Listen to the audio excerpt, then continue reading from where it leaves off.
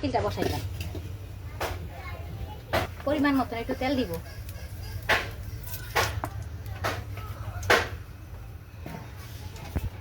এখন আমি পরিমাণ মতন পেঁয়াজ দিব।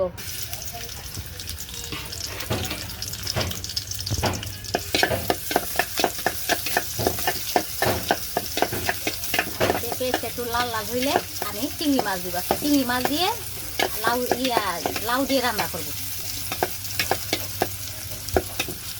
এখন আমি চিংড়ি মাছটি দিয়ে দিচ্ছি।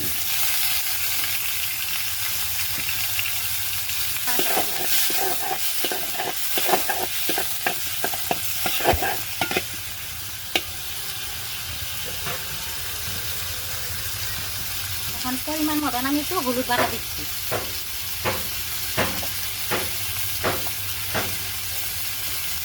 এখন পরিমাণ মতন আমি একটু ধনিয়ার গুঁড়া দিচ্ছি। আমি পরিমাণ মতো একটু জিরার গুঁড়া দিচ্ছি। এখন আমি পানি দিয়ে দিচ্ছি।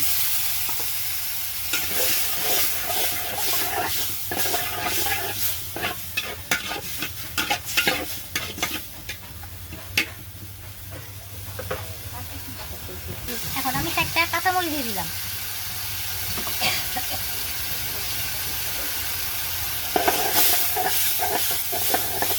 এখন আমি নেড়ে চেড়ে দিচ্ছি।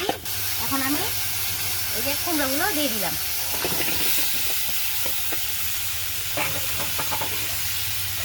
এখন আমি নেড়ে চেড়ে দিচ্ছি জালি কুমড়োটা। এখন আমি নেড়ে চেড়ে এখন আমি জালি কুমড়োটা ঢেকে দিচ্ছি। চিংড়ি মাছ দিয়ে রান্না হবে। এখন আমি ঢেকে দিচ্ছি। আমি ঢাকনাটা নেমে ফেলছি। এখন আমি পানি দিয়ে দিচ্ছি।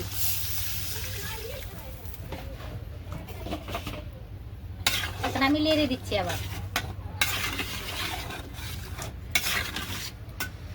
এখন আমি আবার ঢেকে দিচ্ছি। নামে ফেলছি।